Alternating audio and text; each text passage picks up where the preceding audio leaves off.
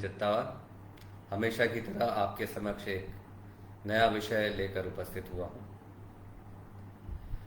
पिछली बार हमने एक ज्वलंत विषय पर बात करी थी, वैसे ही इस बार भी एक नया विषय है। हमारे पास अनेक मरीज आते हैं जब हम लोग बहुत विशेष प्रकार की उनकी सब कुछ बातें देख लेते हैं, हिस्ट्री ले लेते हैं, सब कर लेते हैं।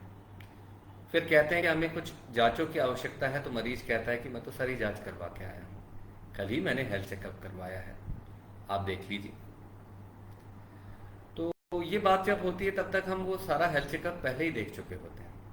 पर क्या होता है कि ये जो जांचें होती हैं ये डॉक्टर के लिए होती हैं, तो इसकी आवश्यकता, ये जो हथियार हैं ये डॉक्टर के हथियार हैं, जिसके आधार पर वो अपना ज्ञान बढ़ाएगा और अपनी समझ को एक सही दिशा देगा, तभी आपका निर्णय अच्छा हो पाएगा और इलाज अच्छा हो पाएगा। तो ऐसी परिस्थिति में हम लोग काफ़ी सांसत में फंस जाते हैं कि क्या करें हम। अरे अब सब जांचें हो गई, अब मरीज जांच तो होगी नहीं, तो हमें मदद की आवश्यकता होती है। तो मैंने सोचा कि क्यों ना इसी प्रासंगिक विषय पे बात किया जाए कि हेल्थ चेकअप कितने कारगर है। देखिए क्या होता है कि बहुत से लोग हेल्थ चेकअप करवाते हैं क्योंकि उनकी कंपनी के लिए मैंडेटरी होता है, कंपनी की नियमावली में होता है कि साल में एक बार हेल्थ चेकअप कराना है। उनके लिए तो आप कुछ कह नहीं सकते, वो तो करवाना ज़रूरी है क्योंकि नौकरी का सवाल है, नहीं तो उसके पहले वो क्लियरेंस नहीं देंगे आपको। पर आम आदमी के लिए, आम पब्लिक के लिए जिनको ऐसी बाध्यता नहीं है, उनको मैं हमेशा कहता हूँ कि मेडिकल सिस्टम इंडिया का सबसे अच्छा है। भारतवर्ष में जो चिकित्सा व्यवस्था है वो बहुत ही अच्छी है। आप अपने विश्वास का एक डॉक्टर चुनिए जो कि सही परिस्थितियों में एक फिजिशियन होना चाहिए और जिस पे आपका विश्वास होना चाहिए। फिर वो जो आपको उन परिस्थितियों के अनुरूप टेस्ट लिखे वो आप करवाइए। उसके दो फायदे होंगे। उसका एक पहला फायदा ये होगा कि ठीक है, पैसे बहुतों के पास हैं, बहुतों को पैसा मायने नहीं रखता, खून तो अपना है, तो एक सीमित मात्रा में टेस्ट होंगे तो खून की मात्रा भी कम ली जाएगी। फिर दूसरा पक्ष है कि जबरदस्ती की जांचें नहीं होंगी तो पैसा भी बचेगा। फिर क्या होता है कि जब हम स्वयं ही हेल्थ चेकअप करा लेते हैं तो उसमें कहीं ना कहीं कुछ काला आ जाता है या हाईलाइट कर देते हैं या मार्कर लगा देते हैं, तो हमारी धुकधुकी बढ़ने लगती है। अरे ये क्या हो गया, मैं तो बिल्कुल स्वस्थ हूँ, मैंने तो ऐसे ही फॉर्मेलिटी के लिए मजे मजे में टेस्ट कराया था और ये पॉजिटिव आ गया। तो मरीज उसमें परेशान होने लगता है। मरीज परेशान होता है, अगर वाइफ है तो हस्बैंड भी परेशान होने लगता है, बच्चों पे भी असर आता है, घर परिवार के सभी लोग। हमारे यहाँ सामूहिक जिम्मेदारी होती तो सभी लोग इस बारे में विवेचना करते हैं और कहीं ना कहीं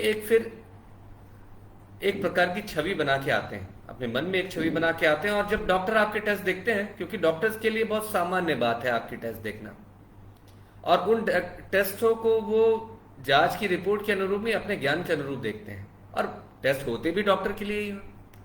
तो कई बार क्या होता है कि हम लोग ऐसे टेस्ट देखते हैं और फिर हम बोलते हैं कि यार ये तो सब कुछ नॉर्मल है, तो मरीज बड़ा शॉक्ड हो जाता है, मरीज को बड़ा ही एक तरह से घात लगता है। अरे हमने इतनी महंगी जांचें कराई और उसमें पॉजिटिव भी आया और डॉक्टर साहब अच्छे से देख नहीं रहे और आप बोल रहे हैं कि सब कुछ नॉर्मल है।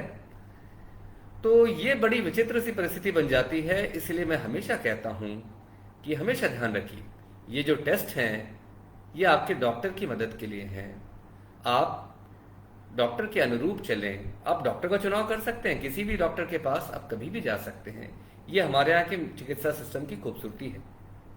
तो आप डॉक्टर का चुनाव करें, फिर जिस पे विश्वास जम जाए वो जैसा बताएं वैसा ही आगे हमें बढ़ना चाहिए।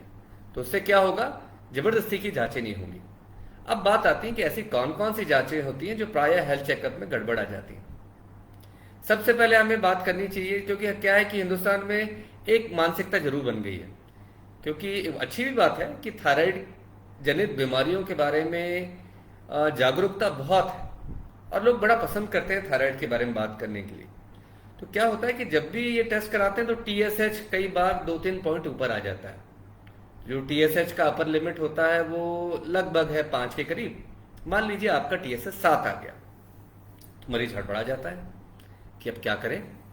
डॉक्टर साहब के पास जब आते हैं तो मान लीजिए मेरे पास ही मरीज आया, मैंने देखा TSH 7 आया है, और यंग लड़की भी नहीं है, मैरिजेबल एज ग्रुप की भी नहीं है, अभी प्रेगनेंसी भी नहीं करना है, परिवार पूरा हो गया है और मेल पेशेंट है, तो कोई ये वाले इश्यूज तो आते ही नहीं। तो हम कहते हैं कि ये तो सब क्लिनिकल हाइपोथायराइडिज्म है, ये नॉर्मल है, इसमें कोई इलाज की आवश्यकता नहीं है। तो मरीज की जो एक धारणा वो बना के आता है वो एक धूल धूसरित हो जाती है और कहीं ना कहीं उसे लगता है कि डॉक्टर साहब ने अच्छे से देखा नहीं, जबकि ये सच्चाई नहीं है।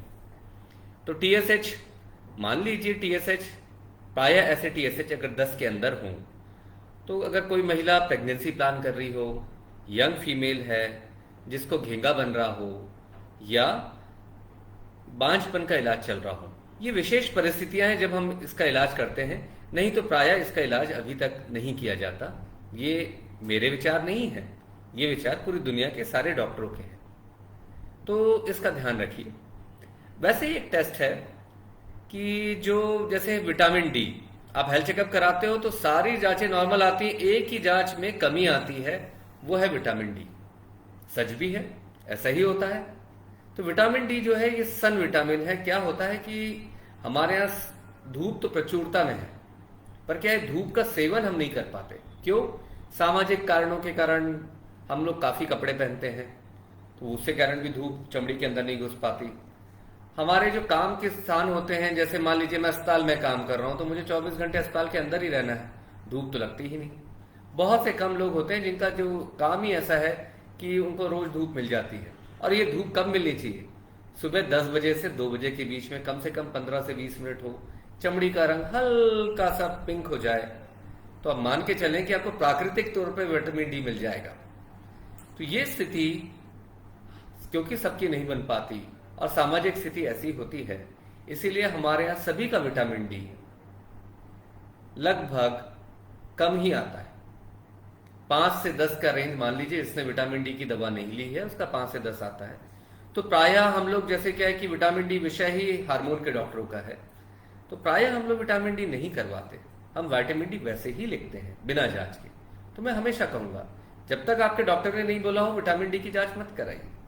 अगर आपने विटामिन डी नहीं खाया है वो तो कम ही आएगा। तो अब बहुत सरल होता है, हम विटामिन डी 60,000 यूनिट वाला देते हैं, हफ्ते में एक, आने वाले 8 हफ्ते तक, फिर महीने में एक बार, जिंदगी भर। बड़ा आसानी से विटामिन डी नॉर्मल हो जाता है। पर एक बार ध्यान रखिएगा कि vitamin D fat soluble vitamin है, तो अगर इसको ज्यादा ले लिया, कई बार क्या होता है कि कुछ डॉक्टर्स इंजेक्शन लगा देते हैं विटामिन डी के, तो विटामिन डी के इंजेक्शन लगाने की इंडिकेशंस बहुत कम है, हजारों लाखों में एक। तो विटामिन डी के इंजेक्शन के मैं खिलाफ इसलिए हूं, मेरे जैसे सारे एंडोक्राइनोलॉजिस्ट के खिलाफ हैं, विशेष परिस्थितियों को छोड़ के, क्योंकि अचानक से 3 मिलियन यूनिट विटामिन डी आ जाता है और बॉडी में टॉक्सिसिटी होने लगती है। तो विटामिन डी कम भी बुरा है और ज्यादा भी बुरा है, तो दोनों के बीच में बैलेंस बनाने का काम आपके विशेषज्ञ का है। तो इसलिए उसका ध्यान रखिए, और कभी भी हेल्थ चेकअप में खराब आए भी जाए तो उसमें परेशान होने की बिल्कुल भी आवश्यकता नहीं है। फिर एक और टेस्ट आता है कि जो कि प्रायः हेल्थ चेकअप में खराब आता है या थोड़ा बहुत बड़ा हुआ आ जाता है, वो है यूरिक एसिड। सब जांचें नॉर्मल होती है तो फिर बोलते देखिए, मैंने बोला ही था ना, ये देखिए पॉजिटिव आ गया यूरिक एसिड। तो यूरिक एसिड, कई बार हमारे पास पेशेंट आते हैं, उनका यूरिक एसिड मान लीजिए कट ऑफ रेंज 4 से 6 है, उनका 7, 8, 9, 10 ऐसा आता है। और जब हम बोलते हैं कि नहीं कुछ करना नहीं है, तो लोगों को बड़ा दुख होता है कि डॉक्टर साहब ध्यान नहीं दे रहे हैं, यूरिक एसिड इतना बढ़ा हुआ है, वो इलाज नहीं कर रहा है। देखिए, यूरिक एसिड के बारे में आपको ये बता दूं कि टाइप 2 डायबिटीज के मरीज, मोटापे के मरीज, मेटाबॉलिक इलनेसेस के मरीज, इनका जो, या जिनको किडनी फेलियर है, इनका यूरिक एसिड सामान्य से कुछ अधिक बढ़ा हुआ आएगा ही, पर इसमें इलाज की आवश्यकता नहीं होती। ये मार्का होता है कि भाई हाँ, आपके अंदर ये बीमारी हो रही है या होने की संभावना है। पर यूरिक एसिड अगर हजारों में हो जाए तो उसका तो इलाज होना ही चाहिए, क्योंकि नहीं तो किडनी खराब हो जाएगी। या अगर गाउट हो जाए, आपने देखा होगा कुछ लोगों का एक जोड़ सूज जाता है, पूरा लाल के कुप्पा हो जाता है, उसको कहते हैं पोडाग्रा। तो ऐसे गाउट की बीमारी हो जाए तो डेफिनेटली उसमें यूरिक एसिड बढ़ा हुआ तो इलाज होगा। या कुछ लोग कैंसर का इलाज ले रहे हैं, उन दवाइयों के कारण यूरिक एसिड बहुत बढ़ जाता है, तो वहां इलाज होगा। या विशेष परिस्थितियों में गुर्दे में पथरी बनी है और हमें जांच में पता चला कि ये यूरिक एसिड की पथरी है, वहां पे इलाज करना होता है। बाकी जगह यूरिक एसिड की दवा खाने की आवश्यकता नहीं है। आजकल जो फेबुक्सास्टेट नाम की दवा लिखी जा रही है ना, ये बहुत अच्छी दवा है, पर इसमें एक बुरा पक्ष भी आ गया है, ये कि इससे कार्डियोवास्कुलर मॉर्टेलिटी बढ़ती है। तो ये उन्हीं को देना चाहिए जहां सही में आवश्यकता है, नहीं तो 100 में से 90 लोग तो जबरदस्ती खा रहे हैं, तो उनको ध्यान रखना चाहिए। तो यूरिक एसिड के बारे में भी आप अपने हार्मोन रोग विशेषज्ञ से, मेटाबॉलिक फिजिशियन से मिल सकते हैं और वो आपको सही दिशा बिल्कुल बताएंगे, आपकी दशा के अनुरूप सही दिशा दिखाएंगे, तो आपका काम बहुत अच्छा हो जाएगा। ऐसा एक टेस्ट और है जो कि आजकल काफी जांच हो जाती है क्योंकि ये हेल्थ चेकअप में होता है, तो वो है विटामिन B12। अब विटामिन B12 एक बड़ा गुणकारी विटामिन है जो कि नसों पे बहुत अच्छा असर डालता है और कम मात्रा होने पे नसों पे बुरा असर पड़ने लगता है। याददाश्त का भी इसका संबंध है, बहुत सारी चीजों में, एनीमिया, खून की कमी और इसमें भी इसका संबंध है। पर विटामिन B12 प्रायः क्या होता है कि हमारे यहाँ 100 में से 60-70 लोग तो शाकाहारी हैं, तो शाकाहार में विटामिन B12 कम मिलता है। तो ऐसे मरीजों में, और ये कुछ लोग जो है मेटफॉर्मिन की दवा खा रहे हैं, बहुत लंबे समय से मेटफॉर्मिन की दवा खा रहे हैं, उनमें भी विटामिन B12 की कमी होती है। तो इन विशेष परिस्थितियों को छोड़ दिया जाए तो केवल B12 देख के ही आपका इलाज नहीं किया जाएगा। फिर अगर B12 की कमी आएगी तो डॉक्टर साहब आपका हीमोग्लोबिन देखेंगे, फिर आपका मीन कॉर्पस्कुलर वॉल्यूम देखेंगे और आपके बेसिकली आपका पेरिफेरल स्मीयर देखेंगे। फिर उनको लगेगा कि हाँ ये विटामिन B12 की डेफिशिएंसी है, तो वो उसका वो इलाज करेंगे। एक चीज और अच्छी थी कि पहले विटामिन B12 के इलाज में इंजेक्शन ही लेना पड़ता था, पर आजकल ये नए शोध आ गए हैं तो हाई डोज में विटामिन B12 हम ओरली भी दे देते हैं। कुछ लोगों को माउथ स्प्रे भी दे दिया जाता है और बहुत अच्छे से कंट्रोल हो जाता है।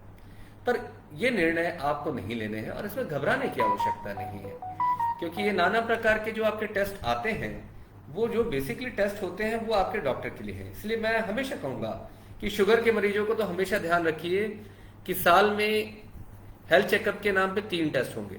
आंखों का पर्दा देखा जाएगा, गुर्दा देखा जाएगा और पैरों की नसें देखी जाएंगी। ये बिल्कुल आवश्यक है, नियम से आप ये करवाइए। बाकी टेस्ट आपके डॉक्टर पे छोड़ दीजिए। आपके विशेषज्ञों को लगता है कि नहीं इनकी खून की कमी है तो वो खून की जांच करा लेंगे, उनको लगता है कि नहीं गुर्दे में यूरिया क्रिएटिनिन की जांच होनी चाहिए तो वो करवाएंगे।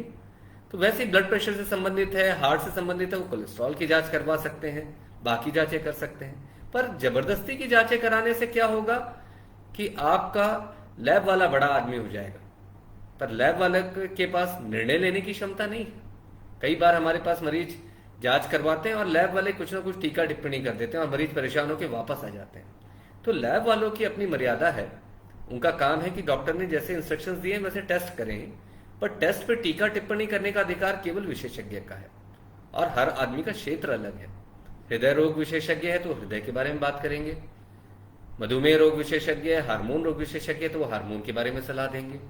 तो ये विशेषज्ञता भी मायने रखती है जब इस तरह के टेस्ट होते हैं। नहीं तो कई बार क्या होता है कि रूटीन में डॉक्टर्स भी ये टेस्ट पे रिलाई कर लेते हैं और कुछ निर्णय ले लेते हैं। तो कई बार हमारे ऐसे थायराइड के मरीज हैं जिनको आवश्यकता ही नहीं होती गोलियों की और वो गोलियां खाते रहते हैं, और जब हम लोग बंद करते हैं गोली तो उनको बड़ा ही धक्का पहुंचता है कि डॉक्टर साहब ने गोली कैसे बंद कर दी, मैं तो पिछले 6 महीने से खा रहा था। तो इस तरह की बातें जो आती हैं, ये विसंगतियां कहीं ना कहीं हम मरीज के तौर पे भी बढ़ा लेते हैं। इसीलिए मेरा आपसे सविनय निवेदन है कि आप एक अच्छे डॉक्टर का चुनाव करें, उसमें पूरा विश्वास करें और फिर वो जो टेस्ट बताएं वो करिए। कुछ विशेष परिस्थितियों में जहां पे हेल्थ चेकअप की आवश्यकता बिल्कुल अनिवार्य तौर पे है, नौकरी से संबंधित है, वहां बात अलग है, वहां मैं कुछ नहीं कह सकता। पर बाकी जो लोग जांच करवा के आ रहे हैं वो बेसिकली उनको ये ध्यान रखना चाहिए कि ये जो जांचें हैं ये आपके डॉक्टर के लिए हैं, ये आपके डॉक्टर के हथियार हैं, उनको चलाने दीजिए। अगर आप हथियार भी स्वयं चला के आए और फिर बोलेंगे कि निर्णय लीजिए, तो कहीं ना कहीं उत्साह की कमी आ जाती है। इसका मामला व्यवसाय से नहीं है, इसका मामला निर्णय से है। देखिए कोई भी किसी भी व्यवसाय में या किसी भी इसमें आए आप, तो पैशन जो होता है वो पैशन बीमारी को पहचानना और उसको ठीक करने का होता है। तो उसमें किसी भी प्रकार से डॉक्टर का मजा कम नहीं होना चाहिए। और बात मजे की नहीं है, बात है आपके साथ न्याय होने की। तो आपके साथ भी न्याय तभी होगा जब आप अपने डॉक्टर पे विश्वास करेंगे और उनके हिसाब से ही जांचें करवाएंगे। आशा है आपको मेरी बात समझ में आई होगी। नमस्कार।